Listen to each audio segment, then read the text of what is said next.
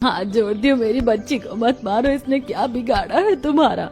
दूर हट बुढ़िया, तुम दोनों माँ बेटी ने मेरे घर को क्या अनाथालय समझ रखा है। दिन भर ये लड़की फूल बेचकर जो चिल्लर लाती है उससे क्या इस घर का किराया पूरा होगा। मंजू, सलोनी जितनी मेहनत कर सकती है करती है, फिर तुम उसे क्यों मार रही हो, उसे छोड़ दो। मगर तुम दोनों को यहाँ रहना है तो मेरी हर बात माननी पड़ेगी, वरना मैं तुम दोनों को धक्के मारकर इस घर से बाहर निकाल दूंगी। और ये महारानी, चल जाकर खाना बना। इतना कहकर मंजू वहाँ से चली जाती है। उषा अपनी बेटी को उठाकर घर के अंदर लाती है। सलोनी दर्द में खाना बनाती है। मेरी बच्ची, तुझे कितनी चोट आई है, तो मैं अभी हल्दी का लेप बनाती हूँ। उषा उठकर एक कटोरी में हल्दी का लेप बनाती है और खाना बनाने के बाद सलोनी की चोटों पर लगाती है। सलोनी दर्द से सी सी करती है। बेटा, खुद को संभाल, देख भगवान के घर देर है अंधेर नहीं, एक दिन सब कुछ ठीक हो जाएगा। रात भर सलोनी दर्द में कराहते हुए सोती है। अगली सुबह अपने घर के पीछे वाले बगीचे से ताजे गुलाब और गेंदे के फूल तोड़ती है और फूलों को एक टोकरी में सजाकर कॉलेज के गेट के बाहर पहुंचती है। फूल ले लीजिए, ताजे फूल हैं बाबूजी, फूल ले लीजिए। सलोनी फूल बेच रही थी, तभी समीर कॉलेज आता है। समीर की नजर सलोनी के चेहरे पर लगे चोट के निशान पर जाती है तो वो खुद को रोक नहीं पाता और सलोनी के पास जाता है। क्या आप ठीक हैं?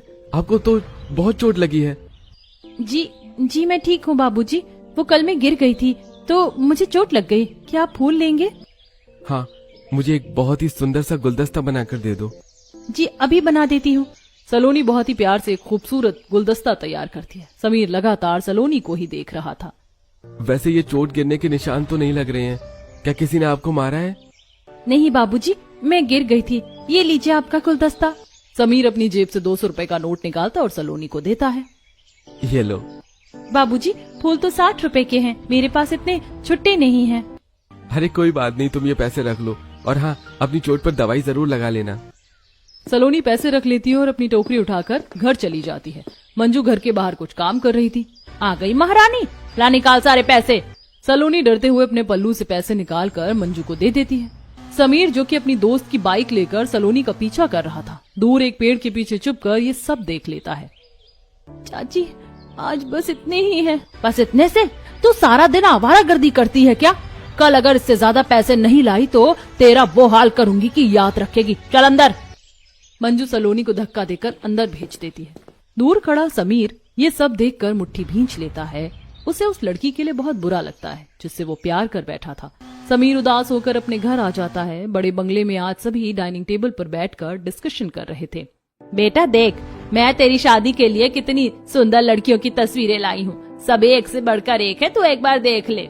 नहीं माँ, मुझे ये तस्वीरें नहीं देखनी। अरे क्या बात है समीर, क्या तुमने अपने लिए खुद ही कोई लड़की पसंद कर रखी है क्या? हाँ पिताजी, मैं एक लड़की से प्यार करता हूँ। सच? कौन है वो? किस घर से है? वो मेरे कॉलेज के बाहर फूल बेचती है। वो बहुत सुंदर, संस्कारी और मेहनती है। मैं उसी से शादी करना चाहता हूँ। समीर की ये बात सुनते ही पूरे बड़े बंगले में जैसे बम फट जाता है। तुम्हारा दिमाग तो खराब नहीं हो गया है समीर? तुम इस शहर के इतने बड़े बिजनेसमैन के बेटे हो, एक फूल बेचने वाली इस बड़े बंगले की छोटी बहू बनेगी? कभी नहीं। देवर जी, आप भी कैसी बातें कर रहे हैं?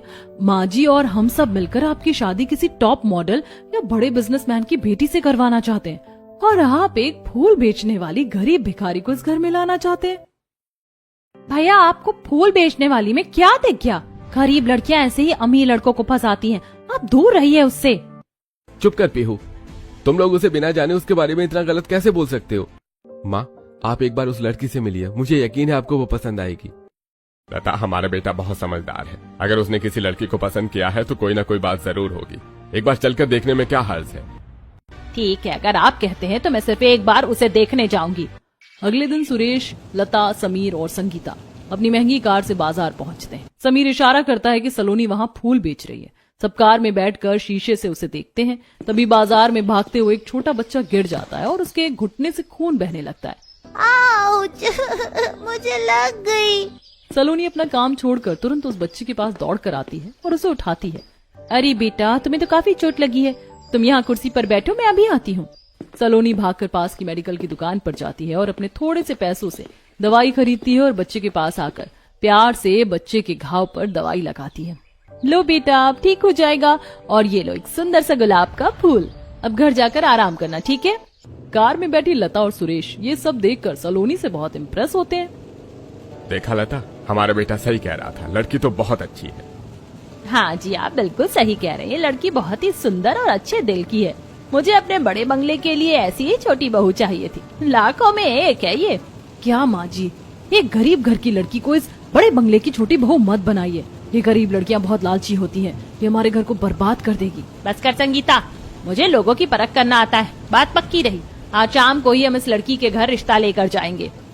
शाम को समीर का पूरा परिवार सलोनी की बस्ती में पहुंचता है। जैसे ही वे सलोनी के घर में जाते हैं तो वो देखते हैं कि मंजू सलोनी के बाल पकड़कर उसे पीट रही है। तूने आज फिर पैसों में हेर फेर की। बता आज इतने कम पैसे क्यों है? जरूर तूने पैसे चुराए होंगे। निकल जा मेरे घर से। लता, सुरेश और समीर ये देखकर हैरान रह जाते हैं। सुरेश तुरंत आगे बढ़ता और मंजू का हाथ पकड़ लेता है। खबरदार जो इस बच्ची पर हाथ उठाया, अगर तुमने इसे छुआ तो मैं तुम्हें जेल में डलवा दूंगा। आप लोग कौन हैं और मेरे मामले में क्यों दखल दे रहे हैं? हम इसके होने वाले परिवार हैं। अब ये लड़की हमारे बड़े बंगले की छोटी बहू बनने वाली है और हमारे घर की लक्ष्मी को कोई मारे ये हम बर्दाश्त नहीं कर सकते। मेरी फूल बेचने वाली बेटी आपके इतने बड़े बंगले की बहू कैसे बन सकती है? आप लोग मजाक तो नहीं कर रहे? नहीं बहन जी, हम कोई मजाक नहीं कर रहे। मेरा बेटा समीर आपकी बेटी सलोनी से बहुत प्यार करता है और हम उसकी खुशी के लिए यहाँ रिश्ता मांगने आए हैं। लता सलोनी की तरफ मुड़ती है। बेटा सलोनी, क्या तुम्हें मेरा बेटा समीर पसंद है? सलोनी सिर नीचे कर लेती है और कुछ नहीं बोलती। देख बेटा, मेरी वजह से चुप मत रह। तेरे दिल में जो है बोल दे। जी मुझे पसंद है। उषा खुशी के मारे रोने लगती है। समीर और सलोनी एक दूसरे को देखकर मुस्कुराते हैं। दोनों परिवारों के बीच बात पक्की हो जाती है और दोनों की शादी हो जाती है। समीर सलोनी को लेकर अपने बड़े बंगले में आता है, कार से उतरते हुए। सलोनी, अब तुम इस बड़े बंगले की छोटी बहू हो। सलोनी कार की खिड़की से सिर बाहर निकालकर ऊपर से नीचे और दाएं से बाएं इटालियन टाइल्स से बने बंगले की खूबसूरती को देखती है। ये बंगला तो बहुत बड़ा है। क्या अब ये मेरा घर है? चलो अंदर चलते हैं। सलोनी समीर के साथ बड़े बंगले में आती है। उसने बहुत ही सिंपल साड़ी पहनी थी। बंगले की भव्यता देखकर उसकी आंखें चौंधिया रही थी। तभी पीहू और संगीता वहां आती हैं और सलोनी के कपड़ों को देखकर मजाक उड़ाने लगती हैं। देखिए ना भाभी, भाभी ने कितनी सस्ती साड़ी पहनी है। ऐसा लग ही नहीं रहा कि ये इतने बड़े बंगले में छोटी बहू बनकर आई हैं। अरे पीहू, हमारे पास तो डिजाइनर कपड़े हैं, इसके पास ऐसे कपड़े थोड़ी होंगे। तुम दोनों को शर्म नहीं आती? हमारे पास पैसे हैं इसीलिए हम डिजाइनर कपड़े पहनते हैं। सलोनी, तो चिंता मत कर, आज से तू कस्टमाइज डिजाइनर ड्रेसेस ही पहनेगी। लता सलोनी का हाथ पकड़कर उसे एक बड़े से कमरे में ले जाती है। वहाँ कई डिजाइनर्स खड़े थे और बिस्तर पर ढेर सारी महंगी साड़ियाँ, ड्रेसेस और गहने रखे हुए थे। देख बेटा, ये सब डिजाइनर्स मैंने तेरे लिए बुलाए हैं। जो ड्रेस तुझे पसंद आए रख ले। सलोनी इतने सारे गहने और कपड़े देखकर हैरान रह जाती है। अगले दिन सलोनी सुबह जल्दी उठकर एक सुंदर सी डिजाइनर साड़ी पहनकर रसोई में पहुंचती है। नौकरानी और रसोईया खाना बनाने की तैयारी कर रहे होते हैं। अरे छोटी बहू, आप यहाँ क्यों आ गईं? आपको क्या चाहिए हमें बता दीजिए, हम बना कर दे देंगे। नहीं काका, आप लोग रहने दीजिए। आज मेरी पहली रसोई है। मैं अपने परिवार के लिए खुद अपने हाथों से खाना बनाऊंगी। आप बस मुझे बता दीजिए कि सामान कहाँ रखा है। मैडम जी कितनी अच्छी है ना, वरना इनकी जेठानी तो जब देखो हम पर हुक्म चलाती रहती और सीधे मुंह बात भी नहीं करती। सलोनी नौकरों की मदद से अपने ससुराल वालों के लिए पहली रसोई का खाना बनाती है और बहुत ही प्यार से डाइनिंग टेबल पर सारा खाना परोसती है। पूरा परिवार खाना खाने बैठता है। वाह बहू, तुमने तो कमाल कर दिया। खाने का स्वाद और खुशबू तो लाजवाब है। सच में बेटा, बहुत ही स्वादिष्ट खाना बनाया है तूने। सब लोग सलोनी की तारीफ करते हैं। खाना हो जाने के बाद सलोनी अपने कमरे में चली जाती है। सलोनी अपने बड़े बंगले को काफी अच्छे से संभालती है और अपने परिवार वालों का ध्यान रखती है। वो रात में सोने से पहले अपने सास ससुर के पैर दबाती है। एक शाम लता सलोनी के पास आती है। सलोनी, तुम्हें पानी पूरी पसंद है क्या? हाँ, मुझे बहुत पसंद है। हमारी बाजार में एक भैया बहुत अच्छी पानी पूरी बनाते हैं। चलो आज हम दोनों पानी पूरी खाने चलेंगे। सच में माँ जी, आपको पानी पूरी खाना है?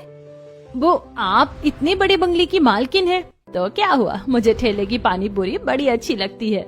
लता की बात सुनकर सलोनी कुछ कहती नहीं है और लता के साथ बाजार चली जाती है और वहाँ दोनों पानी पूरी खाती हैं। पानी पूरी खाने के बाद जब दोनों घर आती हैं और सलोनी अपने कमरे में जाती है तब। सलोनी, तुम्हारा इस बड़े बंगले में पहला दिन कैसा रहा? बहुत अच्छा, यहाँ सब मुझे बहुत प्यार करते हैं। ये सब बिल्कुल किसी सपने जैसा है। सलोनी की बात सुनकर समीर मुस्कुरा देता है और दोनों सो जाते हैं। अगले दिन सलोनी किसी काम से ननद पीहू के कमरे में जाती है। कमरा थोड़ा खुला था तो वो सुनती है कि पीहू अपने बॉयफ्रेंड से फोन पर दबी आवाज में बात कर रही है। अरे सुनो ना, मैंने तुम्हें कल ही तो पैसे दिए थे, अब तुम्हें फिर से पैसों की जरूरत क्यों पड़ गई? सलोनी पीहू के कमरे में आती है। पीहू क्या हुआ, तुम परेशान लग रही हो? भाभी आप अपने काम से काम रखिए ना, मेरे मामले में पड़ने की कोशिश मत कीजिए। सलोनी चुपचाप वहां से चली जाती है। सलोनी उदास होकर रसोई की तरफ जा ही रही थी, तभी लता उसे बुलाती है और उसे तिजोरी की चाबी देती है। बहू जा अंदर तिजोरी से वो बड़ा सा नीले रंग का बक्सा ले आ। सलोनी लता के कमरे में जाकर नीले रंग का बक्सा ले आती है। लता उस बक्से को सलोनी के हाथ में थमा देती है। सलोनी, ये हार मैं तुम्हें दे रही हूँ, ये हमारे खानदान की निशानी है। माँ जी, ये हार तो आपने मुझे भी नहीं दिया था, फिर इसे क्यों दे रही हैं? संगीता, ये हार समीर की दादी ने इस घर की सबसे छोटी बहू के लिए बनवाया था, इसीलिए ये हक सलोनी का है। संगीता गुस्से में वहाँ से चली जाती है। ऐसे ही दिन गुजरते हैं। एक दिन सुरेश खुशी खुशी हॉल में आते हैं। अरे लता, आज हमारे बिजनेस में बहुत बड़ा प्रॉफिट हुआ है, हम लोग एक बहुत बड़ी बिजनेस पार्टी देंगे। ये तो बहुत अच्छी बात है बहू सलोनी, इस पार्टी में खाने पीने की सारी जिम्मेदारी मैं तुम्हें सौंपती हूँ। माँ जी, इसे कोई जिम्मेदारी मत दीजिए, ये तो फूल बेचने वाली है, इसे क्या पता कि बड़ी पार्टियों में कैसे इंतजाम किए जाते हैं। तुम चुप रहो संगीता, मुझे पता है मैं क्या कर रही हूँ, मैं ये जिम्मेदारी सलोनी को ही दूंगी। लता की बात सुनकर संगीता गुस्सा हो जाती है और मन ही मन सोचने लगती है, आपको सारी जिम्मेदारी छोटी बहू को देनी है ना, दीजिए। अगर मैंने इस पार्टी को खराब नहीं किया तो मेरा भी नाम संगीता नहीं। जब पार्टी का दिन आता है, संगीता डेकोरेशन का काम देखती है और बंगले को अच्छे से सजा देती है। वहीं सलोनी ने नौकरों के साथ कुछ कैंटीन वालों के साथ मिलकर बहुत ही शानदार इटालियन, चाइनीज, इंडियन और मॉकटेल्स बनवाती है। सारा खाना तो बन गया है, आप लोग इसे टेबल पर रखवाइए, तब तक मैं तैयार होने जा रही हूँ। सलोनी पार्टी के लिए तैयार होने चली जाती है। रात को पार्टी शुरू होती है। पार्टी में शहर के बड़े बड़े बिजनेसमैन आते हैं। जब खाना टेबल पर लगता है तो सारे मेहमान दाल चावल देखकर हंसने लगते हैं। और सुरेश जी, इतने बड़े आदमी की पार्टी में ये कैसा खाना है? ये तो हमारी बेइज्जती है, मुझे नहीं रहना ऐसी पार्टी में, मैं तो जा रहा हूँ। ये सब क्या है? मुझे नहीं पता माँ जी, ये सब कैसे हुआ? मैंने तो इंडियन, इटालियन, चाइनीज, मॉकटेल ये सब बनवाया था। सुरेश जी के घर का ड्रामा देखकर मिस्टर रघुवंशी पार्टी छोड़कर चले जाते हैं। सुरेश और लता शर्मिंदा होकर मेहमानों से माफी मांगते हैं। सारे मेहमान पार्टी से चले जाते हैं। मेहमानों के जाने के बाद, ये लड़की कभी भी हमारे घर के तौर तरीके नहीं सीख सकती। आज इसकी वजह से मेहमानों के सामने हमारी नाक कट गई। मैंने इस लड़की को अपने घर की छोटी बहू बनाकर अपनी जिंदगी की सबसे बड़ी गलती की है।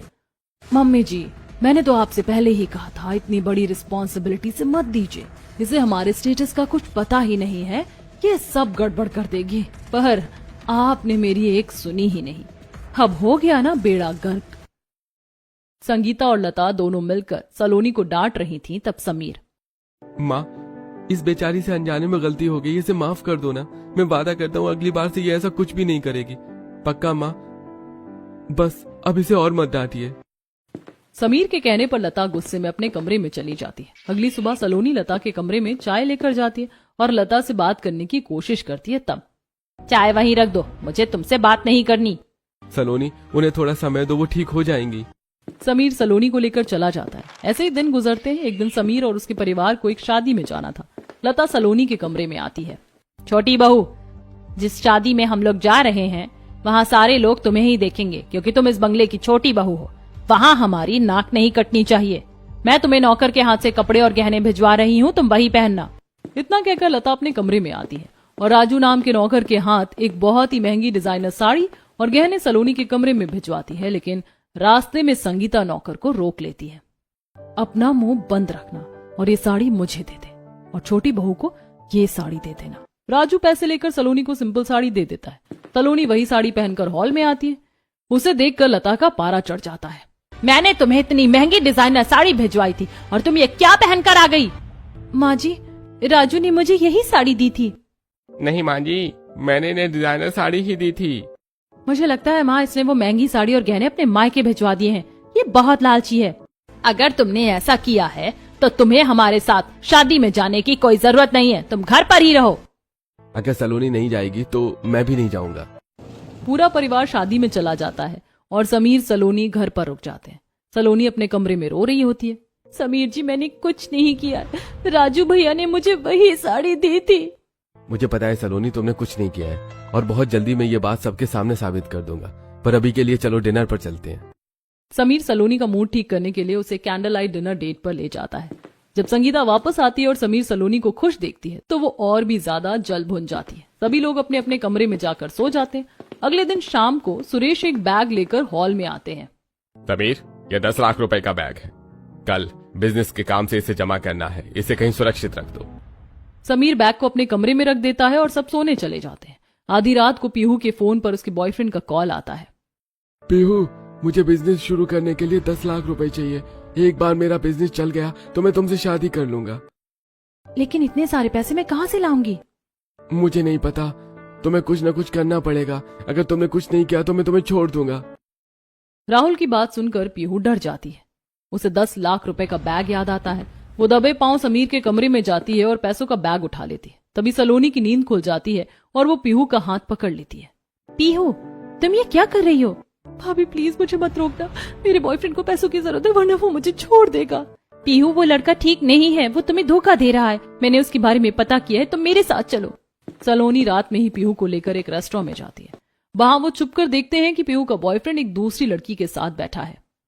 अरे वो पीहू तो बेवकूफ है, मैं तो बस उससे पैसे ऐंठ रहा हूँ। शादी तो मैं तुमसे ही करूंगा। ये सुनकर पीहू टूट जाती है। वो गुस्से में आगे जाती है और राहुल के गाल पर एक जोरदार तमाचा मारती है। झूठे, धोखेबाज! पीहू फूट फूट कर रोने लगती है। सलोनी उसे संभालती है।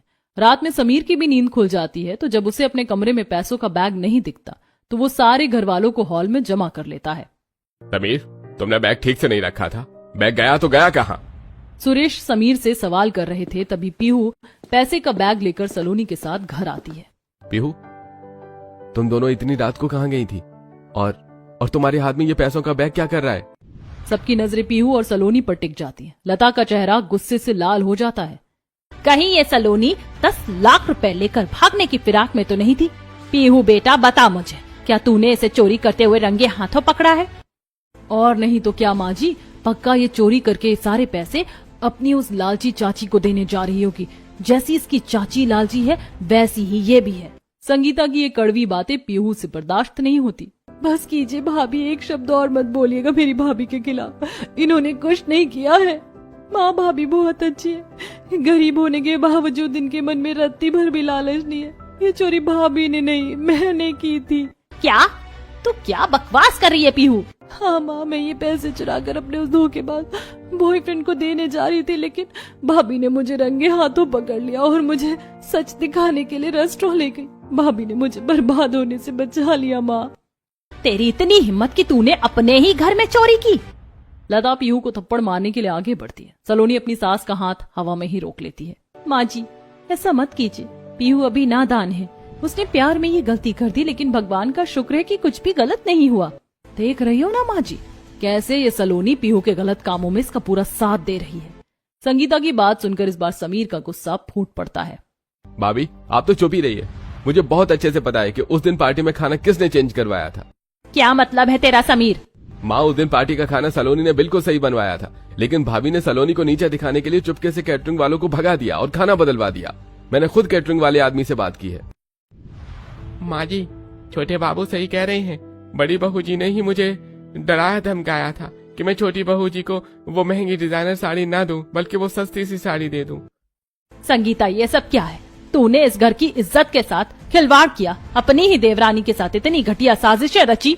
संगीता की चोरी पकड़ी जा चुकी थी। वो रोते हुए घुटनों के बल जमीन पर गिर जाती है। मुझे माफ कर दीजिए माँ जी, मुझसे बहुत बड़ी गलती हो गई। सलोनी शादी के बाद सबकी चहेती बन गई थी। मैं ये देखकर चलने लगी थी और जलन में अंधी हो गई थी। मुझे समझ नहीं आया कि मैं क्या कर रही हूँ। प्लीज मुझे माफ कर दीजिए। कोई बात नहीं जेठानी जी, परिवार में बर्तन होते हैं तो खटकते ही हैं। मुझे आपसे कोई शिकायत नहीं है, आप रोइए मत, मैंने आपको माफ किया। सलोनी का ये बड़प्पन देखकर सुरेश, लता और समीर की आंखों में आंसू आ जाते हैं। रात काफी हो गई थी, इसलिए सभी सोने के लिए अपने कमरे में चले जाते हैं। सलोनी अपने कमरे में अकेली बैठी रो रही थी। तभी समीर, क्या हुआ सलोनी? अब तो सब ठीक हो गया है, फिर तुम रो क्यों रही हो? समीर जी, मैं यहाँ बहुत खुश हूँ, लेकिन मुझे मेरी माँ की बहुत याद आ रही है। वो अकेली है, बीमार है, उन्हें छोड़कर मैं कैसे खुश रह सकती हूँ? तुम सो जाओ, सब ठीक हो जाएगा। समीर सलोनी के आंसू पोंछता है और वो सो जाती हैं। अगली सुबह सलोनी हॉल में आती है, तभी उसकी नजर दरवाजे पर पड़ती है। लता और समीर सलोनी की माँ उषा को लेकर बंगले के अंदर आ रहे होते हैं। माँ! सलोनी दौड़कर अपनी माँ के गले लग जाती है और फूट फूट कर रोने लगती है। सलोनी बेटा, तुम्हारी माँ आपसे हमारे साथ इसी बंगले में रहेंगी। हमने शहर के सबसे अच्छे डॉक्टर से इनका इलाज शुरू करवा दिया, अब ये बिल्कुल ठीक हो जाएंगी। माँ जी, समीर जी, आप लोगों ने मुझे दुनिया की सबसे बड़ी खुशी दे दी है। मैं आपकी जिंदगी भर आभारी रहूंगी। लता सलोनी को गले लगा लेती है। सुरेश, पीहू और समीर खुशी से मुस्कुराते हैं। संगीता भी दूर खड़ी मुस्कुरा रही होती है। उसकी सारी कड़वाहट अब खत्म हो चुकी है और सब खुश थे।